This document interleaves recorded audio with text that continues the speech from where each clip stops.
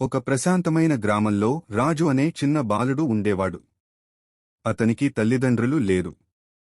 ప్రతిరోజు స్కూల్కి వెళ్లి వస్తూ ఒంటరిగా గడిపేవాడు. ఒక సాయంత్రం స్కూల్ నుండి వస్తుండగా రోడ్డు పక్కన ఒక చెక్క పెట్టె కనిపించింది. ఆ పెట్టెను ఇంటికి తీసుకెళ్లి తెరిచాడు. కాని అందులో ఏమీ లేదు.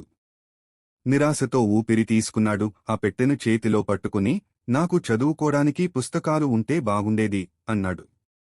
అప్పుడే పెట్టె లోపల పుస్తకాలు కనబడాయి. రాజుకు అర్థమైంది, ఇది సాధారణ పెట్టె కాదు, మాయా పెట్టె. తరువాత రోజుల్లో రాజు పెట్టెను ప్రతి పనికి ఉపయోగించసాగాడు. ఆహారం, బట్టలు, ఆటపాటలు, ఏ పని చేయకుండానే అన్నీ వచ్చేవి. ఒకరోజు రాజు పెట్టెను తెరిచాడు. కాని ఈసారి ఏమీ రాలేదు. మాయ అంతమైంది. పెట్టె నుండి ఓ స్వరం వినిపించింది, రాజు, నిజమైన విజయం నీ చేతులతో సంపాదించిందే, మాయతో కాదు. రాజు తన తప్పు తెలుసుకుని కష్టపడి చదవాలని నిర్ణయించుకున్నాడు. ఆ రోజునుంచి రాజు కష్టపడి చదివి మంచి విద్యార్థిగా మారాడు.